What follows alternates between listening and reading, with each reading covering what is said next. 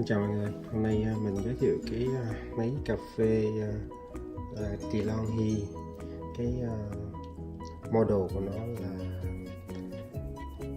EC155, ok, EC155 Delonghi Coffee Maker.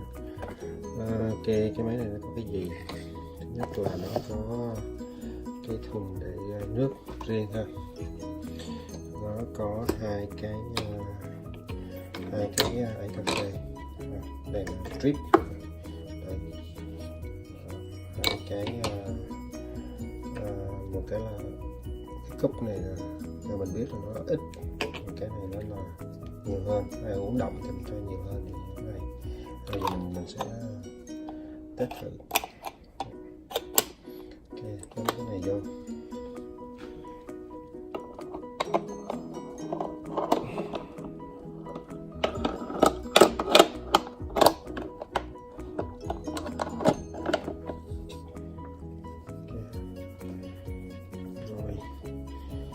Chưa dùng thì bỏ, nó có cái chỗ để trên đây nè,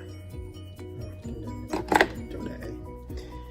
Cái này là cái khay đựng nước, mình có thể đem ra để vệ sinh nó dễ dàng.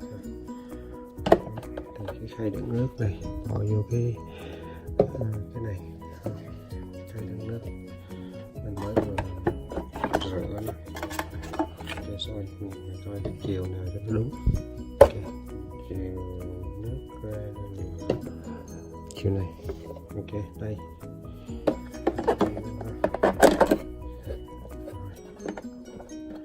Rồi nước ha, mình không có cốc nhỏ, cái này nó uống bằng cái ly uống trà.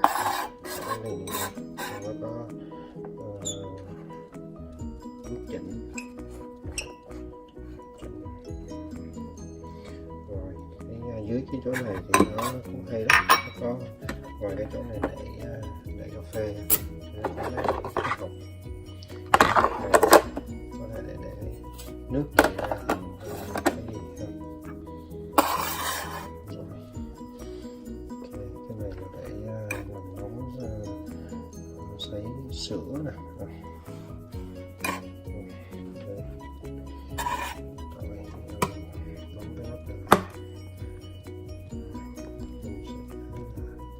Cái thử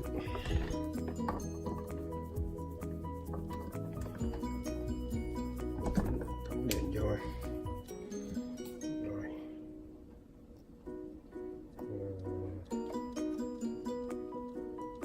nó có chế độ này. Cái này là làm nóng này, cái này là vừa cà phê này.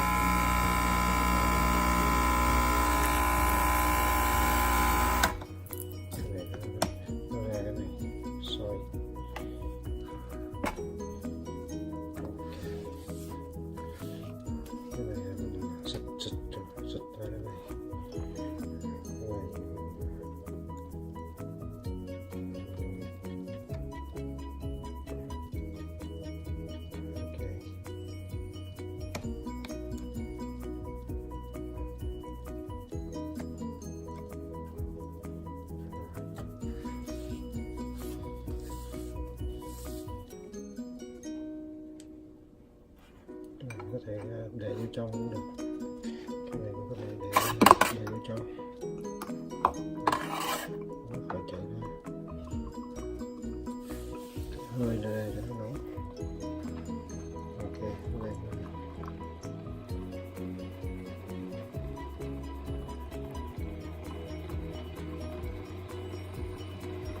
hai tiếng rồi.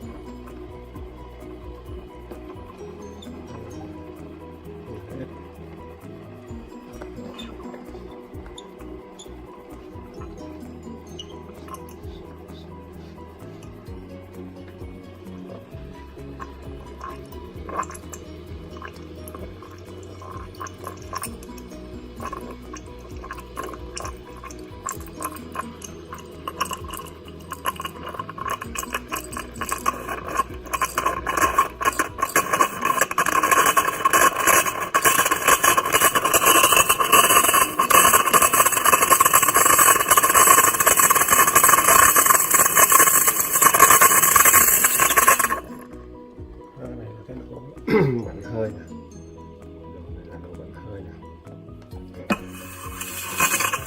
Mình muốn làm nóng mình làm nóng cái sữa cái này.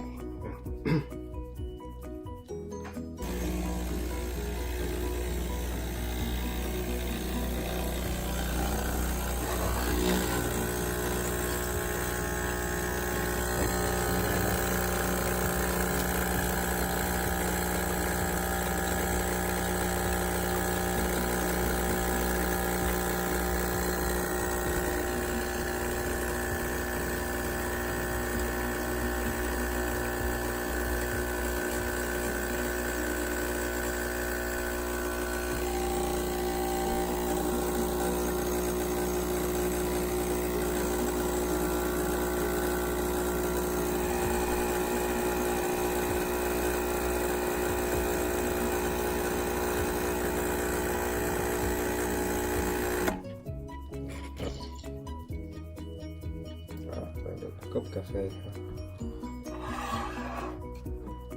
nãy mình quên nói. Ok, mình hôm nay mình giới thiệu cái máy Delonghi ha, mã của nó là EC155 thì nó cũng khá là gọn nhẹ, dùng để mình sẽ coi cái menu của nó, xong rồi sẽ có thể mình sẽ nói thêm về cái công dụng của nó. Thấy cái máy mình rất là gọn nhẹ và dễ dùng. Rồi, xin chào các bạn. Thì mình test thử